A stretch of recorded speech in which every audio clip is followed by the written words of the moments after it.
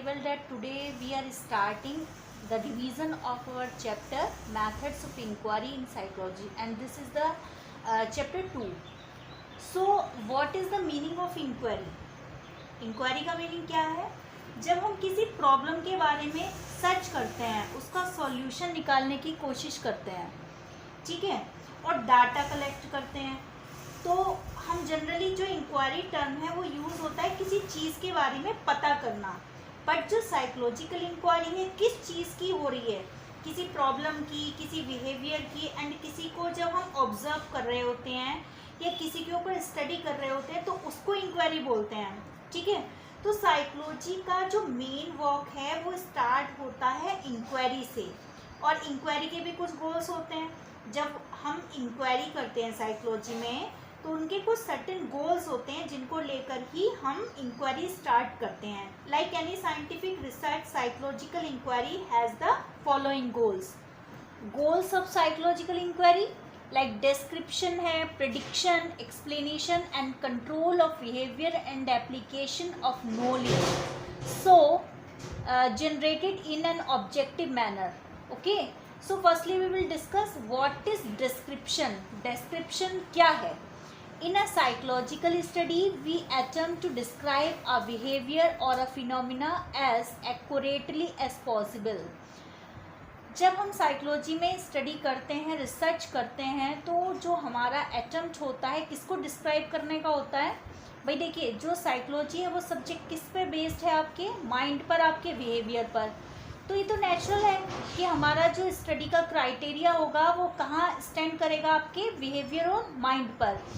सो जो psychological research होती है उसकी क्या कोशिश रहती है, उसका क्या गोल रहता है कि वो बिहेवियर को डिस्क्राइब करे, जितना ज़्यादा पॉसिबल हो उसको एक्यूरेटली बिहेवियर को डिस्क्राइब करे। This helps in distinguishing a particular behaviour from other behaviours. और ये डिस्क्राइब ये भी करता है कि अगर एक पर्टिकुलर बिहेवियर है वो अदर बिहेवियर से कैसे डिफरेंट है, ठीक है। और बेसिकली किस पर फोकस करता है? ये जो आपका डिस्क्रिप्शन है वो किस बिहेवियर को डिस्क्राइब करता है? आपका ये ओवर्ट बिहेवियर को डिस्क्राइब करता है। Okay, for example the researcher may be interested in observing study habits among students. Study habits में consist of diverse range of behaviours such as attending all your classes regularly, submitting assignments on time, planning your study schedule, studying according to the set schedule, revising your work on a daily basis, etc. अब क्या है, जो researcher है वो कई बार क्या है कि आपकी अगर वो स्टडी हैबिट्स को रिसर्च करना चाहता है, देखना चाहता है कि किसी स्टूडेंट के अंदर डिफरेंट जो हैबिट्स हैं स्टडी को लेकर वो कौन कौन सी हैं, क्या हैं, तो वो क्या करेगा? वो अगर ये जो डाइवर्स रेंज ऑफ बिहेवियर्स है उसको मिलेगी, क्योंकि हर जो स्टूडेंट है उसका जो बिहेवियर है पर्टिकुलर किसी एक चीज़ में ऐसा तो नहीं होता कि जैसे अभी आपकी क्लास में असाइनमेंट दिया मैंने आपको कि वर्क करना है, तो वहाँ पे कुछ स्टूडेंट्स ने बहुत जल्दी उस वर्क को करा, कुछ ने क्या किया कि कुछ लेट भी थे। तो वहाँ पर क्या है कि डिफरेंट स्टडी हैबिट्स होती हैं। जैसे आप में से कुछ बच्चे क्या है, सेल्फ स्टडी कर रहे हैं, कुछ नहीं कर रहे हैं, या कुछ वीडियो ही नहीं देख रहे हैं। तो वहाँ पर क्या है, ये डिफरेंट क्या है, आपकी स्टडी हैबिट्स हैं। तो जो रिसर्चर है, जो साइकोलॉजिकल रिसर्चर है, वो क्या कर रहा है, वो डिफरेंट रेंज ऑफ बिहेवियर को क्या कर रहा है, मेज़र करने के लिए रिसर्च कर रहा है। अभी हमने बात की थी कि ओवर्ट बिहेवियर को डिस्क्राइब करता है, ठीक है। तो अब हम इसको इस तरह से समझते हैं कि ओवर्ट बिहेवियर को कैसे डिस्क्रिप्शन करेगा जो साइकोलॉजिकल रिसर्च है, वो इस तरह से कि किसी की इंटरनल जो फीलिंग्स हैं हम उनको नहीं जान सकते कि उसका जो एक्सटर्नल बिहेवियर तो कुछ अलग शो कर रहा है, लेकिन इंटरनल उसका जो बिहेवियर वो कुछ अलग कह रहा है। सपोज़ कि आपके साथ कोई एक ऐसा पर्सन जो है मिसबिहेव करता है जो आपसे एज में ज़्यादा बड़ा है या कुछ भी है, तो वहाँ पर क्या है, आपको एग्रेशन वहाँ पर फील हो रहा है, आपके अंदर से ये फीलिंग आ रही है कि उसको पलट कर जवाब दे दिया जाए। लेकिन कई बार ऐसा होता है कि कुछ सोशल टर्म्स ऐसे होते हैं, वहाँ पर हमें चुप रह जाना पड़ता है। तो वहाँ पर क्या हुआ कि आपका जो इंटरनल बिहेवियर है वो अलग है, लेकिन जो एक्सटर्नल, जो बाहर से कोई देख रहा है, वो अलग है। ठीक है, तो जो इंटरनल बिहेवियर है उसको हम कैसे माप सकते हैं? जब तक कोई उस चीज़ को नहीं बताएगा कि उसको कैसा फील हो रहा है, आपको गुस्सा आ रहा है या अच्छा लग रहा है, तो उन फीलिंग्स को आप जब तक किसी के साथ शेयर नहीं करोगे, जब तक नहीं पता चलेंगी। लेकिन जो हमारा एक्सटर्नल बिहेवियर है वो क्या करता है, वो पता चल जाता है, दूसरे भी लोग उसको देख सकते हैं। तो वो जो एक्सटर्नल बिहेवियर है हमारा, ओवर्ट बिहेवियर है, वो क्या होता है, ये जो साइकोलॉजिकल रिसर्च है उसमें मोस्टली उसी को मेज़र किया जाता है। ठीक है, the second goal of psychological inquiry is prediction. देखिए, प्रेडिक्शन का क्या मीन्स है, गैस करना। इंक्वायरी अगर हम साइकोलॉजिकल वे में करते हैं तो आप क्या कर सकते हो, प्रेडिक्ट कर सकते हो कि इस टाइप के बिहेवियर का रेपिटेशन कब होगा।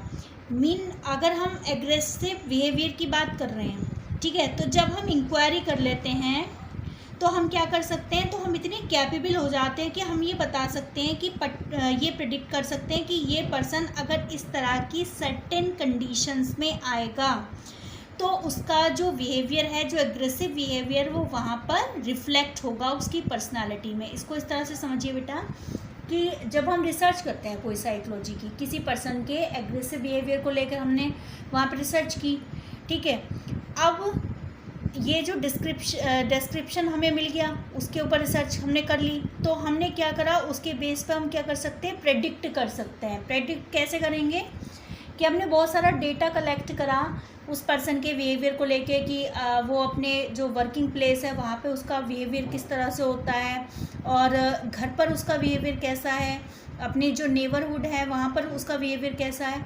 तो वहाँ पर हम जब एक डाटा कलेक्शन हमारे पास हो जाएगा तो हमें ये भी तो पता चलेगा कि किस जगह जाकर उसको एग्रेसिवनेस उसके अंदर जनरेट होती है।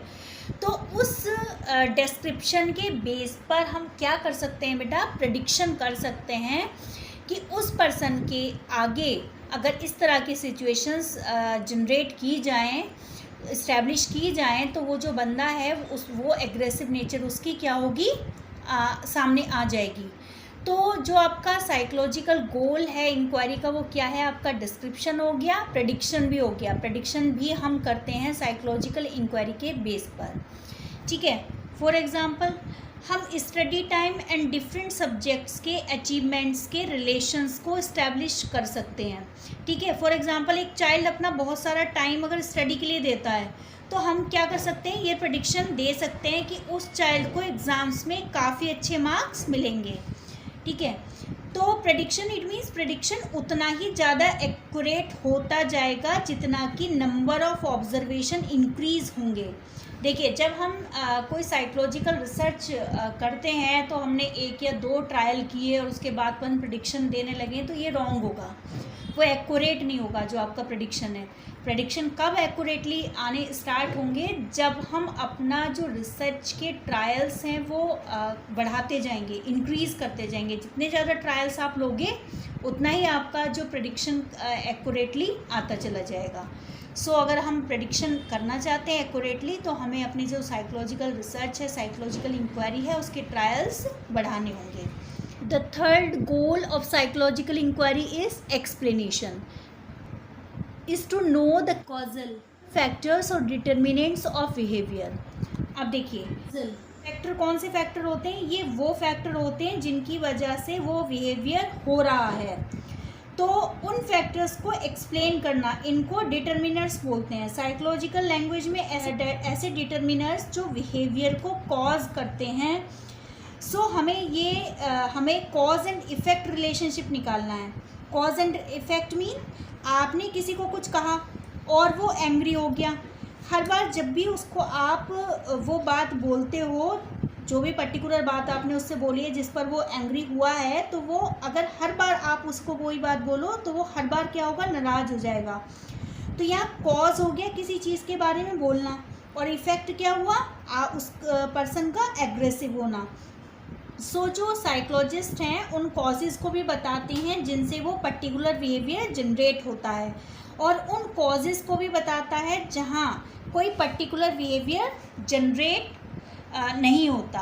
Okay, Next is control. If you are able to explain why a particular behavior occurs, you can control that behavior by making changes in its antecedent conditions. देखिए, अब यहाँ पर बात कर रहे हैं कंट्रोल की, ठीक है। तो जब हम एक पर्टिकुलर बिहेवियर को एक्सप्लेन कर सकते हैं कि वो क्यों होता है, उसका रीज़न हमें पता चल जाता है, तो हम क्या कर सकते हैं, हमारे अंदर वो कैपेबिलिटी भी तो आ सकती है कि कंट्रोलिंग पावर भी तो आ सकती है कि अगर हम कुछ चेंजेस, कुछ सर्टेन चेंजेस कर दें, चाहे वो हमारे इन्वायरमेंट से रिलेटेड हो, किसी भी कंडीशन से रिलेटेड हो, वहाँ पर अगर हम कंट्रोल कर दें तो वहाँ पर हम क्या कर सकते हैं, उस पर्टिकुलर बिहेवियर को भी तो चेंज कर सकते हैं। देखिए, उसमें क्या होता है, जो कंट्रोल होता है कि अगर किसी पर्सन का जो बिहेवियर है वो निगेटिव है, तो वहाँ पर हम क्या करेंगे, कुछ सर्टेन चेंजेस कर देंगे जिससे वो जो पर्टिकुलर उसका निगेटिव बिहेवियर है वो क्या हो, रिमूव हो जाए, वो ख़त्म हो जाए। या फिर अगर हमें इन्हेंस करना है, कोई पॉजिटिव एटीट्यूड है, किसी का पर्सन का जो है पॉजिटिविटी है, किसी भी थॉट में कुछ भी है, तो वहाँ पर क्या है, हम ऐसा कंट्रोलिंग अपने एक्सपेरिमेंट के दौरान करेंगे कि वो जो उसका पर्टिकुलर बिहेवियर है वो इंक्रीज़ हो जाए, बढ़ जाए। तो ये जो आपका साइकोलॉजिकल इंक्वायरी का जो गोल है वो क्या है, कंट्रोल करना भी है कि कुछ सर्टेन कंडीशंस को जिनको हमें रिमूव करना है, तो वहाँ पे कंट्रोलिंग के थ्रू हम उसको रिमूव कर दें, उस पर्टिकुलर बिहेवियर को या किसी भी निगेटिविटी को, और अगर हम किसी चीज़ को, पॉजिटिविटी को बढ़ाना चाहते हैं तो उसको भी हम बढ़ा सकें। लाइक इसको एग्जांपल के थ्रू समझते हैं बेटा, कि एक स्टूडेंट है और हमने देखा कि वो एवरेज मार्क्स उसके आ रहे हैं, ठीक है। तो हमने रिसर्च किया कि उसके एवरेज मार्क्स क्यों आ रहे हैं, साइकोलॉजिकल रिसर्च की। तो हमने देखा कि उसके घर के जो पैटर्न है, फैमिली पैटर्न है, वो प्रॉब्लमेटिक है। वहाँ पर हमेशा झगड़े हो रहे हैं, पेरेंट्स आपस में झगड़ते हैं, लड़ते हैं, तो उसका जो इफ़ेक्ट है वो बच्चे की स्टडी पे पड़ रहा है, बच्चे का जो मेंटल डेवलपमेंट है वो अच्छे से नहीं हो पा रहा। तो जब हमने रिसर्च कर ली तो वहाँ पर क्या है कि हमने कंट्रोल किया। कंट्रोल किस पर करा, सिचुएशंस पर करा। उस बच्चे को हमने क्या करा, एक्स्ट्रा क्लासेस प्रोवाइड की, एक्स्ट्रा टाइम देना स्टार्ट किया स्कूल के अंदर। हमने कहा कि आप 2 आवर्स बाद में रुकिए, आपका जब डिपार्चर टाइम हो जाता है उसके बाद आप स्कूल में रुकिए, आपको एक्स्ट्रा क्लास दी जाएगी। तो वहाँ पर क्या था कि हमने उस बच्चे को 2 आवर्स दिए, ठीक है। तो वहाँ पर क्या हुआ, हमने कंट्रोल किया उस सिचुएशंस का जिनकी वजह से उस बच्चे की स्टडी में, मेंटल डेवलपमेंट में प्रॉब्लम आ रही थी। और उसके बाद उसका क्या रिजल्ट आया कि वो जो बच्चा था वो 70 से 80% मार्क्स तक उसने गेन कर लिए। तो ये क्या था, आपका कंट्रोल करना, कि जब हमें ये लगता है कि चीज़ें निगेटिव वे में जा रही हैं तो वहाँ पे कंट्रोल करके उन निगेटिव चीज़ों को हम कम कर देते हैं। Now the final goal of psychological inquiry is application. Final goal of the scientific inquiry is to bring out positive changes in the lives of people. देखिए, जो हमारी साइंटिफिक इंक्वायरी है, जो साइकोलॉजी की जो साइंटिफिक स्टडी है, वो क्या करना है, उसका मोटिव क्या है, लोगों की लाइफ में क्या करना है, पॉजिटिव चेंजेस लाना है। बेटा देखिए, जो हमारा साइकोलॉजी सब्जेक्ट है वो क्या है, वो दूसरों का भला करने के लिए ही बना है। दूसरों के जो मेंटल जो प्रॉब्लम्स हैं या फिर उनके जो है एडजस्टमेंट में कोई भी प्रॉब्लम आ रही है तो वहाँ पर उसकी हेल्प करना है। और आज जो हम देख रहे हैं, जो आज का पर्सपेक्टिव है, जो सिनेरियो चल रहा है, वो हमारा जो साइकोलॉजी का सब्जेक्ट है ये बहुत ज़्यादा बेनिफिशियल है। आप घर पर भी देख सकते हैं कि आजकल क्या है कि फैमिलीज़ ब्रेक हो रही हैं। जैसे हमारे वेस्टर्न कल्चर में होता था कि डाइवोर्सेस फैमिलीज़ ज़्यादा थी, आज क्या है, जो हमारी इंडियन कल्चर है वही चीज़ एक्सेप्ट करती चली जा रही है, डाइवोर्सेस बहुत ज़्यादा हो रहे हैं। तो वो क्या है, ये जो साइकोलॉजी सब्जेक्ट है हमें एडजस्ट करना सिखाती है कि किस तरह से हम किसी भी डिफ़िकल्ट सिचुएशन से एडजस्टमेंट करना सीखें। या फिर आप किसी भी वर्क प्लेस पर चले जाएं, आजकल क्या है कि हर जगह किसी भी वर्क प्लेस पर आप जाएं, इवन आपकी फैक्ट्री हो, स्कूल हो या कुछ भी हो, तो वहाँ पर क्या है, कॉन्स्पिरेसी दिखाई देती है, पॉलिटिक्स दिखाई देती है। तो वहाँ पर जब हम काम करने के लिए जाते हैं तो साइकोलॉजी सब्जेक्ट ही एक ऐसा सब्जेक्ट है, एक ऐसी साइंस है जो हमें सिखाती है ऐसे बंदों से डील करना, कि वहाँ पर क्या है, अगर हम डील करना नहीं सीख पाएंगे तो क्या है, एंजाइटी होगी, हमें स्ट्रेस लेकर हम घर पर आएंगे, फिर वहाँ का गुस्सा आप घर पर निकालोगे। तो ये जो सब्जेक्ट है ऐसा सब्जेक्ट है जो लोगों की लाइफ को चेंज करता है, उनमें पॉजिटिविटी इंक्लूड करता है। तो psychological research is conducted to solve problems in various settings. ठीक है, ये जो आपकी साइकोलॉजिकल रिसर्च है उसका मोटिव ही यही होता है कि जो आपकी प्रॉब्लम्स हैं उन पर क्या किया जाए, फोकस किया जाए, उनको रिड्यूस किया जाए। Because of these efforts the quality of life of people is a major concern of psychologist.